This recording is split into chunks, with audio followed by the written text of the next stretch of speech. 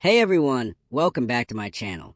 Today's story is pure fire, a mix of betrayal, cold revenge, and poetic justice that'll leave you speechless. The title? When her friends joked about her backup husband at our anniversary, I smiled, then gave him my ring. Let's dive right in. It was supposed to be a perfect evening, our 5th wedding anniversary. I'd booked the rooftop of a beautiful restaurant overlooking London skyline, candles everywhere, soft jazz playing in the background. My wife, Emily, looked stunning in her emerald green dress. For a moment, I thought maybe, just maybe, things were okay again between us. We'd had a few rough months. Late nights at work, secretive texts, and those vague excuses about needing space. But tonight, I wanted peace. I wanted us. Our friends were there too. A few close couples, her colleagues, some people she'd insisted on inviting. Laughter filled the table. Glasses clinked, and for a while, I let myself forget the doubts crawling at the back of my mind. Until he walked in, Ethan, tall, charming, always too close to Emily at every party. She once called him her work bestie. I noticed how her eyes lit up when she saw him, and he smiled back like he knew something I didn't. I stayed calm, smiled too, even shook his hand. Dinner went on. Stories were shared. Wine flowed, and then came the joke that changed everything. One of Emily's friends, a bit tipsy, laughed and said, "Oh, come on. Everyone knows Ethan's her backup husband. If anything ever happens to you, Liam, she's set." The table erupted with laughter. Everyone except me. I looked at Emily. She didn't deny it. She didn't even blush. She smirked. "Well," she said, twirling her wine glass, "Ethan does take better care of me than my actual husband sometimes." The laughter grew louder, like knives slicing through my chest. My hands trembled under the table, but my face stayed calm. That's what years of self-control teach you, how to die quietly while everyone else laughs. Ethan just grinned. "Careful, Emily," he said. "You might make me believe you actually mean that." She winked at him. "Who says I don't?" The room went silent for a second, waiting for me to react. But I didn't. I smiled, the calmest smile I'd ever managed, and lifted my glass. "To honesty," I said softly. Everyone raised theirs awkwardly, unsure what to do. Inside, though, something had already snapped. When the dinner ended, Emily leaned toward me and whispered, "Don't be so uptight, babe. It was just a joke." Just a joke. The same word she used last month when I asked about the late-night messages. The same word she used when Ethan dropped her home because it was raining. I nodded, kissed her cheek, and said, "Of course, just a joke."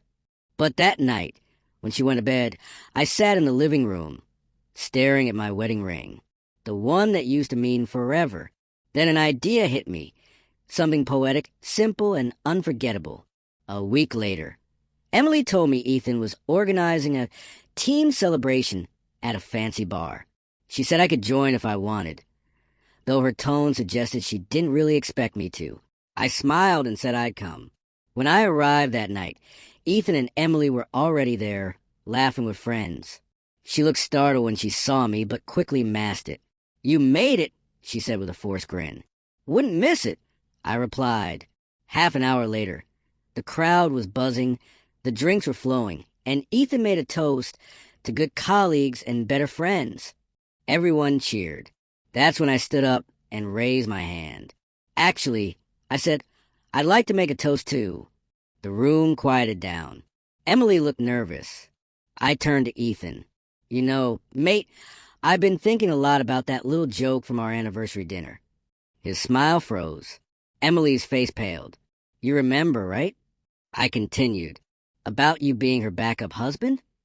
A few people chuckled uncomfortably. I smiled. "Well, I realized something. Maybe she deserves you more than she deserves me." I reached into my pocket, pulled off my wedding ring, and placed it in Ethan's hand. The metal clinked softly against his glass. "Congratulations," I said quietly. "You're officially promoted." The silence that followed was deafening. Emily's eyes widened. Her jaw dropped. "Liam, what the hell are you doing?" "Ending the joke," I said calmly. The crowd froze, some stunned, others whispering. Ethan stammered, Mate, this isn't. Oh, it's exactly what it looks like. I cut him off. You can keep the ring. She's free now. You two can finally stop pretending. Emily's voice cracked. It was just banter. You're overreacting. Was it? I asked softly, because from where I stood it looked pretty real. Her friends stared at her in disbelief.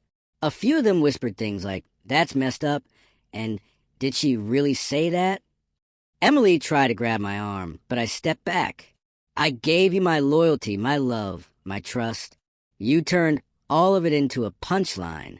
So here's your stage. Laugh now. Then I turned to bartender, paid my bill, and walked out, leaving the room buzzing with shock. That night, my phone buzzed endlessly, calls, messages, apologies.